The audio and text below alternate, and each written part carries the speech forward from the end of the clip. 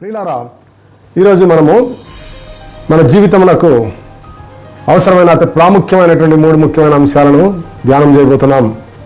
క్రైస్తవులకు, విశ్వాసులకు, మరి ముఖ్యంగా దేవుని పరిచర్య చేయాలని ఆశించే వారికి అవసరమైనటువంటివి 3 ముఖ్యమైనటువంటి మూల స్తంభాలు వంటి అంశాలను మనము ఈరోజు తెలుసుకుందాం. అవే మరి anointing, character and ability.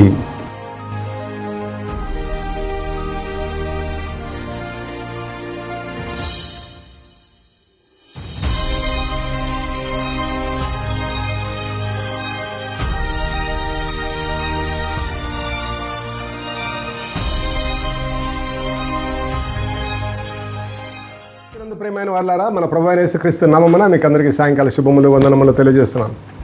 Passion light house Manipal Sunday evening online Telugu సర్వీస్కు క్రీస్తు ప్రేమతో ఆహ్వానిస్తున్నాం.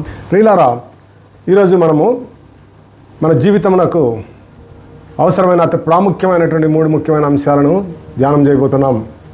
క్రైస్తవులకు, విశ్వాసులకు, మరి ముఖ్యంగా దేవుని పరిచర్య చేయాలని ఆశించే వారికి అవసరమైనటువంటివి 3 ముఖ్యమైనటువంటి మూల స్తంభాలు వంటి అంశాలను మనము ఈరోజు తెలుసుకుందాం. అవే మరి anointing, character and ability. Anointing అంటే అభిషేకము, మరి క్యారెక్టర్ అంటే వ్యక్తిత్వము, ఎబిలిటీ సామర్థ్యము. ఈ 3 ముఖ్యమైనటువంటి అంశాల గురించి మనము ఈరోజు ప్రత్యేకంగా ధ్యానం చేస్తాం. ఈ 3 చాలా అవసరము. ఎందుకంటే పరిచర్య చేయాలా, లేకుంటే దేవుని కొరకు వాడబడాలా. మరి ఈ యొక్క ప్రస్తుత కాలంలో మరి యుగాంతమందు ఉన్నటువంటి మనకు, మరి ముఖ్యంగా మన దేశంలో ఉన్న పరిస్థితులలో మరి క్రైస్తవులు బలమైనటువంటి పరిచర్య చేయుటకు సామర్థ్యం కలిగిన వారుగా, నిలబడగలిగిన వారు, దేవుని కొరకు సాక్షులుగా జీవించగలిగిన వారుగా ఉండాలంటే ఈ అంశాలు మనకు అవసరమైనవి. కనుక దయచేసి నేను అతి బ్రీఫ్గా, చాలా సంక్షిప్తంగా వీటిని నేను తెలియజేస్తాను. మరలా మీరు కావాలంటే దీని గురించి ధ్యానం చేయవచ్చు. మొట్టమొదటిగా మనము అభిషేకాన్ని మనం చూస్తున్నాం. అభిషేకము అనేటువంటిది దేవుడు మరి మానవాళికి ఇచ్చేటువంటి ఒక ఆధ్యాత్మికమైనటువంటి శక్తి, ఆధ్యాత్మికమైన సాధికారత అని చెప్పచ్చు. అది ఎంపిక చేయబడినటువంటి మనుషులకు మరి ప్రత్యేకమైనటువంటి ప్రయోజనం కొరకు దేవుడు ఇచ్చేటువంటిది అభిషేకము. The anointing is a divine empowerment for the selected persons for a specific purpose. ప్రత్యేక ఉద్దేశం కొరకు కొంతమందిని ఎన్నిక చేయబడినటువంటి వారి మీద దేవుడు ఉంచినటువంటి ఈ యొక్క ఆధ్యాత్మికమైనటువంటి డివైన్ ఎంపవర్మెంట్, మరి ఆధ్యాత్మికమైనటువంటి ఎంపవర్మెంట్ అంటే సాధికారత అని చెప్పచ్చు. ఈ విధంగా ఈ ఎంపవర్మెంట్ గురించి లేక అని అభిషేకం గురించి ఉన్నప్పటికీ కూడా మనకి అభిషేకం గురించి అందరూ కూడా మనం వినే ఉంటాము. బైబిల్ గ్రంథంలో అనేక చోట్ల ఉన్నాయి. మరి దీని గురించి కొన్ని విషయాలు ఈరోజు మనం తెలుసుకుందాం. అభిషేకము అనేటువంటిది మరి దేవుని ద్వారా మనుషులకు ఇవ్వబడేటువంటిది. ఇది మనుషులు సంపాదించుకునేది కాదు. మనము సొంతగా మన యొక్క సామర్థ్యాన్ని బట్టి కానీ, మన వ్యక్తిత్వాన్ని బట్టి కానీ, ఇంకా మనకు ఉన్నటువంటి టాలెంట్స్ దాన్ని బట్టి కానీ, మరి మన యొక్క నీతిని బట్టి కానీ, మరి దేనిని బట్టి కూడా అది మనుషుల ద్వారా వచ్చేది కాదు, అది దేవుని ద్వారా వచ్చేది. కాబట్టి డివైన్ ఎంపవర్మెంట్ అని అంటున్నాం. మరి స్పెసిఫిక్ పర్పస్ కొరకు అంటే ప్రత్యేకమైనటువంటి దీనిని ఏమంటారంటే ఈ యొక్క అభిషేకము లేక ఈ అనాయింటింగ్ను it is an God's choice. అది దేవుని ఇష్టం అన్నమాట, దేవుని చిత్తము. ఉదాహరణకు బైబిల్ గ్రంథంలో కొన్ని చూస్తాం. మరి మొట్టమొదటిగా అహరోను చూస్తే అహరోను ప్రధాన యాజకునిగా దేవుడు అభిషేకించాడు. అహరోనును ప్రధానమైనటువంటి యాజకుడిగా దేవుడు అభిషేకించాడు. అదేవిధంగా సౌలు రాజును మరి ఇశ్రాయేలులకు మొట్టమొదటి రాజుగా ఆయనను అభిషేకించడం జరిగింది. సమూయేలు పోయి ఆయనను అభిషేకించాడు దేవుడు చెప్పినట్లుగా. మరి అదేవిధంగా ఎలీషాను ప్రవక్తగా అభిషేకించాడు. ఎలీషాను ప్రవక్తగా దేవుడు అభిషేకించాడు. ఏలి ఆత్మ ఎలీషా మీద దిగి రావటం ఇవన్నీ కూడా మనకి తెలుసు. కాబట్టి ఇట్లా ప్రత్యేకమైనటువంటి పర్పస్ అంటే యాజకుడిగా ఉండటానికి, మరి అదేవిధంగా రాజులుగా ఉండటానికి, మరి ప్రజలను కాపాడటానికి, ప్రజల పక్షంలో యుద్ధం చేయడానికి, మరి బలమైనటువంటి కార్యములు చేయడానికి, అదేవిధంగా ప్రవక్తలుగా ఉండటానికి, దేవుని యొక్క విషయాలను ప్రజలకు తెలియజేసేటువంటి ప్రవక్తలుగా ఉండటానికి, ఇంకా అనేక రకాలైనటువంటి పర్పస్, రకరకాల ప్రయోజనాల కొరకు దేవుడు అభిషేకిస్తూ ఉన్నాడు. ఇది అంతా కూడా మనము పాత నిబంధన గ్రంథంలో చూసాం. మరి క్రొత్త నిబంధన గ్రంథంలో మనం చూస్తే మరి యేసు అను మాటకే అభిషక్తుడని అర్థము. యేసు క్రీస్తులో యేసు అనే మాట అంటే అభిషక్తుడని అర్థం. కాబట్టి మనము ఈ క్రొత్త నిబంధనలో ఎవరైతే యేసుక్రీస్తునందు తిరిగి జన్మించారో వారందరూ కూడా అభిషేకింపబడిన వారుగా మనం భావించవచ్చు. ఎందుకంటే మరి యోహాను సువార్త 15వ అధ్యాయంలో చెప్పాడు, ద్రాక్షవల్లిని నేను, తీగలు మీరు అని. మరి తీగలు ద్రాక్షవల్లితో అంటుకట్టబడి ఉంటేనే ఫలిస్తాయి, వేరుగా ఉండి ఫలించవు. కాబట్టి అంటుకట్టబడిన వారందరూ కూడా మరి దేవుని యొక్క అభిషేకాన్ని వారు కూడా పొందుకుంటారు. మరి యేసుక్రీస్తు ప్రభువును తండ్రి అయిన దేవుడు అభిషేకించనని మరి క్రొత్త నిబంధన అనేక చోట్ల రాయబడి ఉన్నది. యెషయా గ్రంథంలో కూడా రాయబడి ఉన్నది. మరి బీదలకు సువార్తను ప్రకటించడానికి, బంధకములను విడుదల కలగజేయడానికి, మరి చీకటిలో ఉన్న వారిని వెలుగులోనికి నడిపించడానికి, మరి ఆయన యొక్క హితవత్ సంవత్సరాన్ని ప్రకటించడానికి యెహోవా నన్ను అభిషేకించానని యేసుక్రీస్తు ప్రభు లూకా సువార్త 4వ అధ్యాయంలో చదివి వినిపించాడు. ఆ విధముగా యేసుక్రీస్తు ప్రభు అభిషేకింపబడినవాడు, యేసుక్రీస్తులో యేసు అన్న మాటకు అభిషేకింపబడినవాడు. మరి అదేవిధంగా యేసుక్రీస్తు ప్రభు చెప్పిన మాటలు ఏమిటంటే మరి నాలో అంటు కట్టబడాలి అంటే అర్థం ఏంటంటే ఆయన మాటలు, ఆయన వాక్యం అంటే బైబిల్ గ్రంథంలోని వాక్యములు మన హృదయంలోను మనము ఆయనలోను ఉన్నప్పుడు మీకు ఏది ఇష్టమో అడుగుడి, అది మీకు ఇవ్వబడును అన్నాడు. మరి అదేవిధంగా అభిషేకం అంటే మనం 2 పాయింట్స్ చూసాం. అదేంటంటే selected persons for selected purpose అని. మరి యేసుక్రీస్తు ప్రభు చెప్పిన మాటలు ఏంటంటే యోహాను సువార్తలోని అదే అధ్యాయంలోనే మరి 16వ వచనం చూస్తే, నేను మిమ్మల్ని ఏర్పాటు చేసుకొని నియమించి తిని, సెలెక్టెడ్ అండ్ అపాయింటెడ్ అని ఉంటుంది. కాబట్టి యేసుక్రీస్తు ప్రభు కూడా మనలను అభిషేకించాడు, సెలెక్ట్ చేసుకొని నియమించాడు. దేని కొరకు నేర్పించాడు, పర్పస్ ఏంటి, దేని కొరకు మనను ఆయన ఏర్పాటు చేసుకున్నాడంటే మనము ఫలించుటకును, మన ఫలము నిలిచిండుటకును నేను మిమ్మల్ని ఏర్పాటు చేసుకున్నాను అని చెప్పి దేవుడు యేసుక్రీస్తు ప్రభువు చెప్పిన మాటలు మనం అక్కడ చూడగలము. కాబట్టి ఇది మన కొత్త నిబంధన కాలంలో మనమందరం కూడా యేసుక్రీస్తునందు విశ్వాసము ద్వారా, మరి యేసుక్రీస్తు యొక్క కృప ద్వారా, తండ్రి అయిన దేవుని యొక్క కృప ద్వారా మరి మనమందరం కూడా రక్షింపబడ్డాం. ఎవరైతే ఈ వాక్యమును విశ్వసిస్తారో వారందరూ కూడా రక్షింపబడ్డారు. వారందరిలో కూడా మరి వాక్యమును విశ్వసించడమే కాదు, దేవుని యొక్క కృప ద్వారా మనము రక్షింపబడ్డాం.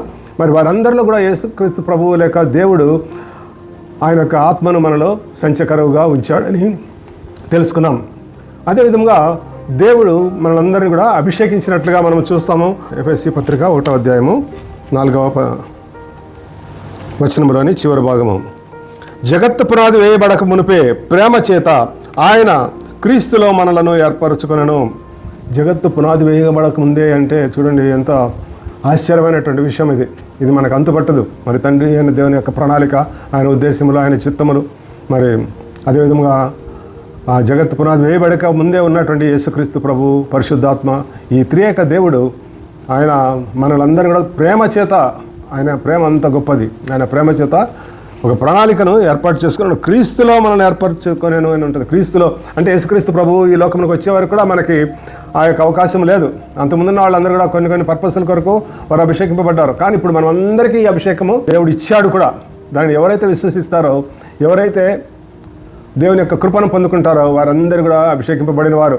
కాబట్టి అభిషేకింపబడిన వారు ఎందువల్ల ఎన్నిక చేయబడ్డారు, ఎందుకు దేవుడు మనలను ఏర్పాటు చేసుకున్నాడంటే అది పర్పస్ మనం తెలుసుకున్నాం. మనం ఫలించాలనేటువంటిది దేవుని యొక్క చిత్తము. మనం ఫలం నిలిచి ఉండాలని దేవుడు మనను ఏర్పాటు చేసుకున్నాడు.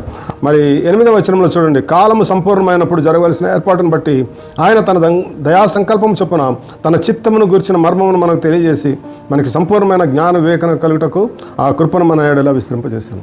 కాబట్టి కాలం సంపూర్ణమైనప్పుడు యేసుక్రీస్తు ప్రభు ఈ లోకంలోకి వచ్చినప్పుడు మరి ఈ యొక్క దేవుని యొక్క ప్రణాళిక అంతటిని నెరవేర్చి మనమందరూ కూడా దేవుని చేత అభిషేకింపబడిన వారిగా ఉండటానికి దేవుని యొక్క చిత్త ప్రకారము దేవుడు మనం ఎంపిక చేసి, అందుకనే మనం చూస్తాము 1వ పేతురు పత్రిక 2వ అధ్యాయము 9వ వచనంలో, చీకటిలో నుండి వెలుగులోనికి పిలిచిన వాని యొక్క శ్రేష్ఠ గుణాతిశయములను ప్రచురం చేయ నిమిత్తము మీరు ఏర్పరచబడిన వంశము, రాజులైన యాజక సమూహము, పరిశుద్ధ జనాంగము, దేవుని సొత్తైన ప్రజలు అని అక్కడ రాయబడినది. కాబట్టి ఏర్పరచబడిన అనేటువంటి మాట మనం చూస్తాం. Selected, we are selected for this purpose. దేని కొరకు? దేవుని యొక్క ఎవరైతే మనను రక్షించాడో, ఎవరైతే మన పాపం క్షమించాడో, ఎవరైతే శిలువలో మన యొక్క ఉన్నటువంటి ఆ యొక్క శాపాన్ని విరగొట్టి మనలను ఆశీర్వాదము వారసులుగా చేశాడో, ఆయన యొక్క గుణాతిశయములను ప్రచురం చేయ నిమిత్తము మనందరినీ కూడా ఏర్పాటు చేసుకొని ఆయన మనకు ఒక ఆధిక్యతనిచ్చాడు. ఈ రాజులైన యాజక సమూహం అని పిలుస్తున్నాడు, పరిశుద్ధ జనాంగంగా పిలుస్తున్నాడు. దేవుని సొత్తైన ప్రజలు, ఆయన సొంత ప్రజలుగా మనలను ఏర్పాటు చేసుకున్నాడు. కాబట్టి ఇవన్నీ కూడా మనము ఈ యొక్క అనాయింటింగ్ అనేటువంటి విషయంలో మరి మనం ఇవన్నీ కూడా గుర్తుపెట్టుకోవాలా. మరి అంతేకాకుండా ఈ యొక్క అభిషేకము ద్వారా మనము ఈ లోకంలో జయకరమైన జీవితాన్ని జీవించడము, దేవుని కొరకు జీవించడమే కాకుండా మరి మనకి దేవుడు ప్రత్యేకమైనటువంటి ఆ యొక్క అనాయింటింగ్ ద్వారా మరి దెయ్యములను వెలగొట్టేటువంటి శక్తి, రోగులను స్వస్థపరిచేటువంటి శక్తి, మరి బలమైనటువంటి ప్రసంగములు చేసేటువంటి అభిషేకము, అదేవిధంగా మరి దేవుడి కొరకు సాక్షులుగా జీవించేటువంటి అభిషేకం, ఇవన్నీ కూడా దీని ద్వారానే మనకి వస్తాయి. కొంతమందిని అపోస్తులు గాను, మరి కొంతమందిని బోధకులు గాను, మరి కొంతమంది పరిచర్య చేసేవారి గాను దేవుడు ఏర్పాటు చేసుకున్నాడు. కాబట్టి పరిచర్యలు పలు విధములుగా ఉన్నాయి. అవన్నీ కూడా డిఫరెంట్ పర్పస్ కొరకని మనము ఆ అనాయింటింగ్ అనేటువంటి మాటను గురించి ధ్యానం చేసినప్పుడే చెప్పుకున్నాం. ఇంకొక విషయం ఇక్కడ గమనించాల్సింది ఏంటంటే, ఈ అభిషేకం అనేది దేవుని ద్వారా మనకు వస్తుంది, కానీ మరి మనము సొంతగా సంపాదించుకునేది కాదు. మరి రెండవ అంశము వ్యక్తిత్వము, క్యారెక్టర్. వ్యక్తిత్వం అనేటువంటి విషయంలోకి వస్తే మనకి మామూలుగా క్యారెక్టర్ అనగానే ఇంగ్లీష్లో క్యారెక్టర్ అని చెప్పబడింది.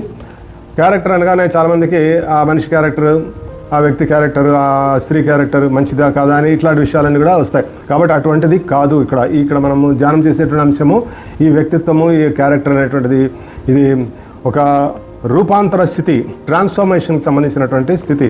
మన వ్యక్తిగత జీవితము రూపాంతరము పొందినటువంటి స్థితిని మనం ఇక్కడ చూస్తున్నాం. మరి రోమీయులకు రాయబడిన పత్రిక 12వ అధ్యాయం చూస్తే 1-2 వచనాలలో ఆయన మన శరీరములను సజీవ యాగములుగా దేవునికి సమర్పించుకొనుడి అని ఉంది. మీ మనసు మారి రూపాంతరం పొందుట ద్వారా, మీ మనసు మారి నూతనమొకట ద్వారా రూపాంతరం పొందుడి అని రాయబడింది. కాబట్టి మనసు మారటము, మనసు మారటము, నూతనపరచబడటము, రూపాంతరం చెందటం, ఇవన్నీ ఎప్పుడు సాధ్యమంటే మన శరీరములను సజీవ యాగములుగా సమర్పించుకున్నప్పుడు. అది ట్రాన్స్ఫర్మేషన్, అది ఇక్కడ వ్యక్తిత్వం అనేటువంటి మాటకు అర్థము. కాబట్టి ఆ విధంగా ఇది మనము చేయాల్సిన పని, ఇది దేవుడు ఇచ్చేది కాదు. ఇది మన దేవుడు చెప్తున్నాడు ఏ విధంగా చేయాలి అనేది.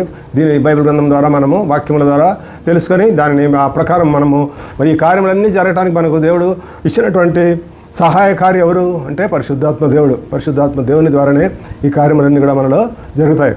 అంతేకాకుండా మీరు క్రీస్తును పోలి నడుచుకొనడి, క్రీస్తుకు కలిగిన స్వారూప్యమును మీరే కలిగి ఉండడి అనేటువంటి మాటలు రాయబడినాయి. ఇవన్నీ కూడా వ్యక్తిత్వానికి సంబంధించిన అటువంటి వ్యక్తిత్వము లేక అటువంటి క్యారెక్టర్ మనము కలిగి ఉండాలి. అప్పుడు మనము పరిచర్య చేయడానికి, నిజమైన క్రైస్తవులుగా ఈ లోకంలో జయకరమైన జీవితాన్ని జీవించడానికి ఉపయోగపడుతుంది. మరి మూడవ అంశము సామర్థ్యము, ఎబిలిటీ అంటే కూడా లోక సంబంధమైనటువంటి ఎబిలిటీ కాదు, ఇది దైవికపరమైనటువంటి స్పిరిచువల్ ఎబిలిటీస్. అంటే మరి దైవికంగా మనం లోకపరంగా చూస్తే క్వాలిఫికేషన్లు కానీ, లేకపోతే ఉద్యోగాలు కానీ, ఉన్నతమైన స్థాయి కానీ, జ్ఞానం కానీ, పరీక్షలు కానీ, టెస్టులు కానీ, ర్యాంకులు కానీ, ఇవన్నీ కూడా వాళ్ళ యొక్క ఎబిలిటీస్గా చెప్పుకుంటారు. కానీ మనం ఇక్కడ బైబిల్ గ్రంథంలో మనం ఇక్కడ ఈ వాక్యంలో ఈ సందర్భంలో మనం ధ్యానం చేసేది దైవిక సంబంధమైనటువంటి మరి తలాంతులు అని చెప్పుకోవచ్చు. దేవుడు ప్రతి ఒక్కరు కూడా అనేక తలాంతులను ఇచ్చుంటాడు. కొంతమంది బాగా పాట పాడగలుగుతారు, కొంతమంది బాగా మాట్లాడగలుగుతారు, కొంతమంది బాగా వాక్యం చెప్పగలుగుతారు, కొంతమంది మరి బాగా పరిచర్య చేయగలుగుతారు, కొంతమంది మరి అనేక విధాలుగా దేవుని కొరకు ఉపయోగపడతారు. వారికి ఉన్నటువంటి శక్తి కొలిది దాన ధర్మాలు చేయటం, పరిచర్యకి ఇవ్వటం, ఇవన్నీ కూడా ఇటువంటి రకరకాల తలాంతులను దేవుడు ఇస్తాడు. ఆ తలాంతులను వృద్ధి పొందించుకోవటం అనేటువంటిది ఇక్కడ సామర్థ్యము కింద మనము చూస్తున్నాం. దేవుడు ఒక ఉపమానం యేసుక్రీస్తు ప్రభువు చెప్పాడు, అనేక ఉపమానాలు చెప్పాడు. వాటిలో మరి ఈ యొక్క టాలెంట్ లేక సామర్థ్యానికి సంబంధించినటువంటి మాట ఏంటంటే, మరి ఒక యజమాని మరి దేశాంతరం పోతూ తన దగ్గర ఉన్నటువంటి సేవకులను పిలిచి ఒకరికి 1 తలాంతు, ఒకరికి 2 తలాంతులు, ఒకరికి 5 తలాంతులు ఇచ్చి వెళ్ళినట్లుగా చూస్తాం. వాళ్ళందరూ కూడా 5 తలాంతులు, మరి 5 తలాంతులు సంపాదించాడు, 2 తలాంతులు 2 తలాంతులు కలిగిన మరి 2 సంపాదించాడు. కానీ 1 తలాంతు కలిగిన వాడు మాత్రము దానిని భూమిలో పాతిపెట్టినట్టుగా మనం చూస్తాం. అటువంటి వారిని ఏమన్నాడు యేసుక్రీస్తు ప్రభు? ఏం చెప్పాడు అక్కడ? ఆ మాట ఏంటంటే సోమరువైన చెడ్డదాసుడా అని చూస్తాం మనం. కాబట్టి దేవుడు మనకి ఇచ్చినటువంటి తలాంతులను దేవుని కొరకు వినియోగించాలా. మరి అందుకనే తిమోతి పత్రిక 2వ తిమోతి పత్రిక 2వ అధ్యాయము మరి 20వ వచనంలో మనం చూస్తే మరి యజమానుడు వాడుకొనడానికి ఘనత నిమిత్తము వాడబడేటువంటి ప్రయోజనకరమైన పాత్రలుగా మనం ఉండాలని రాయబడినది. ఒక యజమాని దగ్గర అనేక పాత్రలు ఉంటాయి. మట్టి పాత్రలు, కుండ, అదేవిధంగా చెక్కతో చేయబడినవి, కొయ్యతో చేయబడినవి, రకరకాల పాత్రలు ఉంటాయి. వాటిలో మరి యజమానుని ఘనత నిమిత్తము ఏర్పరచబడినటువంటి పాత్రలుగా మన యూస్ఫుల్ అండ్ వర్తీ వెజల్స్గా ఉండాలనేది దేవుని యొక్క చిత్తము. కాబట్టి ఇవన్నీ కూడా మన సామర్థ్యానికి సంబంధించినటువంటి విషయాలు. మరి యాకోబు పత్రిక 2వ అధ్యాయం 26వ వచనం చూస్తే, మనుషుడు విశ్వాసం మూలంగా మాత్రమే కాక క్రియల మూలంగా కూడా నీతిమంతుడుగా ఎంచబడును. మనము ఇవన్నిటిని కూడా మనము ఇందాక చెప్పుకున్నాం. ఇవన్నీ విశ్వాసం ద్వారా, దేవుని యొక్క కృప ద్వారా మనము పొందుకుంటున్నాం. కాబట్టి ఈ యొక్క విశ్వాసం అనేది మన నుండి కలిగేది, మనకు ఉండాల్సినటువంటిది. కృప దేవుడు ఇచ్చేటువంటిది కృప. మరి సామర్థ్యం అనేది ఇవి రెండు కూడా మనము మన ద్వారా డెవలప్ చేసుకోవాల్సినటువంటి విషయాలు. మరి అభిషేకం అనేది దేవుడు ఇచ్చేటువంటిది. ఈ మూడింటిని కలుపుకొని మన కలగలుపుగా మనము ఒక పెనవేయబడిన విధముగా మూడు పేటల తాడు త్వరగా తెగిపోదని బైబిల్ గ్రంథంలో రాయబడినది. కాబట్టి ఈ మూడు అంశాలు ఒకదానితో ఒకటి కలిసి ఉన్నప్పుడు మరి బలమైనటువంటి శక్తిగా మరి ఈ లోకంలో మనం ఉండగలుగుతాం. మరి ఎందుకంటే అభిషేకము కొదువైనా కానీ, లేకుంటే సామర్థ్యము కొదువైనా, లేకుంటే వ్యక్తిత్వము కొదువైనా, ఏదైనా కానీ ఒకటి బలహీనమైతే మరొక రెండింటి వలన కూడా ప్రయోజనము ఉండకుండా పోతుంది. అది కూడా మనము తెలుసుకోవాలి. అభిషేకింపబడినటువంటి వారు కొంతమంది, ఉదాహరణకు మనం సౌలును చూస్తాం. సౌలును మరి దేవుడు ఎంత గొప్ప స్థితికి అతన్ని నియమించాడు. మొట్టమొదటి చక్రవర్తి, మొట్టమొదటి రాజు సౌలు ఇశ్రాయేలుకు. మరి ఆ విధంగా అభిషేకించిన వ్యక్తి, అతనికి సరైన వ్యక్తిత్వం లేదు. అతను మొట్టమొదటిగానే దావీదుని చూసి అసూయపడటమే కాకుండా దావీదు మీద విషపు చూపు నిలిపోయినని ఉంటుంది. ఆ విధంగా అతను చేసే అసూయ ద్వేషముల ద్వారా అతను దురాత్మకు ఆయనలో ప్రవేశించడము, మరి అతను చేసినటువంటి పనులు ఇవన్నీ కూడా మనం చూస్తాం. దావీదునే చంపడానికి ప్రయత్నం చేశాడు. దావీదు అభిషేకింపబడిన వ్యక్తి. దావీదు మరి ఎంతో ఓర్పుతో సహనముతో మరి సౌలు దగ్గర మెలిగాడు. లేకుంటే దావీదు చేతిలో సౌలు ఎన్నో సందర్భాల్లో మరణించి ఉండొచ్చు. మరి ఒక సందర్భంలో అయితే సౌలు పండుకొని ఉంటాడు. సౌలు దావీదును వెతుకుతూ వెళ్ళి ఒక గుహలో మరి చివరిలో రాత్రి విశ్రమించిన సమయంలో అక్కడ దావీదు వచ్చి చూస్తే సౌలు పండుకొని ఉంటాడు. మరి ఒక బల్లెపతో పొడిస్తే చచ్చిపోతాడు. కానీ దావీదు ఏమంటాడంటే ఆ సందర్భంలో, మరి సౌలు అభిషేకింపబడిన వ్యక్తి కనుక నేను ఆయనను చంపకూడదని చెప్పి దావీదు మరి తిరిగి వెళ్ళటం జరుగుతుంది. ఆ విధంగా దావీదు తనకు మరి దేవుడు దావీదును కూడా అభిషేకించాడు. చిన్న వయసులోనే, 16 సంవత్సరాల వయసులోనే. మరి అయినప్పటికీ కూడా ఒక 10 సంవత్సరాలు సుమారుగా ఈ సౌలు చేతిలో ఎంతో నలిగిపోయాడు. సౌలు దావీదును చంపాలని తరుముతూ పోతున్నాడు. అడవుల్లో, కొండల్లో, గుహల్లో వెంటబడి తరుముతూ అతన్ని చంపాలని ప్రయత్నం చేస్తున్నాడు. ఈ సందర్భంలో దావీదు ఎంతో ఓర్పు సహనంతో ఉన్నాడు. మరి దేవునికి దూరం కాకుండా, తన అభిషేకాన్ని దూరం కాకుండా కాపాడుకున్నాడు. మరి సౌలు మరి అతనికి ఎబిలిటీ ఉన్నప్పటికీ, అతనికి సామర్థ్యం ఉన్నప్పటికీ కూడా ఏమన్నా కూడా అది పనిచేయలేదు. కనుక ఈ విధంగా మనం ఈ లోక జీవితంలో మనం జీవించేటప్పుడు అనేక సందర్భాలలో మనము మరి తప్పిపోయేటువంటి పరిస్థితులు వస్తుంటాయి. మరి అనేక విషయాల్లో తొట్టిల్లేటువంటి పరిస్థితులను ఉంది. తొట్టిల్లకుండా మనల్ని కాపాడుటకు శక్తిగల దేవుడు యేసుక్రీస్తు ప్రభు అని రాయబడి ఉంది. కాబట్టి తొట్టిల్లిపోకుండా, పడిపోకుండా కాపాడేటువంటి దేవుని మనము ముందు యేసు ప్రభువుని మనము అనుసరించి నడుచుకున్నప్పుడు మనం ఈ లోకంలో జయకరమైన జీవితాన్ని జీవిస్తాం. అటువంటి గొప్ప కృప దేవుడు మనకి కలగజేయను గాక. దేవుడు మనందరినీ కూడా మరి యజమానుడు అంటే దేవుడు, సృష్టికర్త అయిన దేవుడు మరి అద్వితీయ సత్య దేవుని యొక్క ఘనత నిమిత్తం మనం వాడబడేటువంటి ప్రయోజనకరమైన పాత్రలుగా మనందరినీ వాడుకును గాక. ఆమేన్. ప్రార్థన చేసుకుందాం. మహాపరిశుద్ధుడైన మా పరలోకపు తండ్రి, మీ వాక్యం ద్వారా మాతో మాట్లాడినందుకే మీకు స్తోత్రం చెల్లించినాం ప్రభా. మమ్మల్ని అందరినీ ఈ లోకంలో మరి ఎందుకు నియమించినారు, ఎందుకు ఎంపిక చేసినారు? మేము ఎప్పుడో నశించిపోవలసిన వారు. మరి అనేక మంది అనేక రకాలుగా చీకటిలో ఉన్నటువంటి వారిని అందరినీ కూడా మీరు వెలుగులోనికి పిలిచారు. బంధకంలో ఉన్న వారికి విడుదల దయచేసినారు. మరి చెరలో ఉన్న వారికి ముక్తి కలిగించినారు ప్రభా. మరి దుఃఖంలో ఉన్నటువంటి వారికి మరి విమోచన, మరి స్తుతి వస్త్రములను ధరింపజేసినటువంటి దేవుడు. మరి ఎందుకు ఈ విధంగా మమ్మల్ని ఎన్నిక చేశారో మమ్మల్ని అందరం కూడా తెలుసుకొని మరి మీ చిత్త ప్రకారం మేము జీవించడానికి సహాయం చేయండి. మాలో మీరు ఇచ్చినటువంటి అభిషేకాన్ని మేము కాపాడుకోవడానికి, ఆ యొక్క దేవుని ద్వారా మనకి క్రైస్తవులకు, విశ్వాసులకు లభించినటువంటి ఆ యొక్క అభిషేకాన్ని కాపాడుకుంటూ మరి అదేవిధంగా సామర్థ్యాన్ని, వ్యక్తిత్వాన్ని కూడా మేము భద్రపరుచుకొని డెవలప్ చేసుకొని మరి మీరు ఇచ్చినటువంటి తలాంతులను వృద్ధి చెందుకోవడానికి సహాయం చేయండి.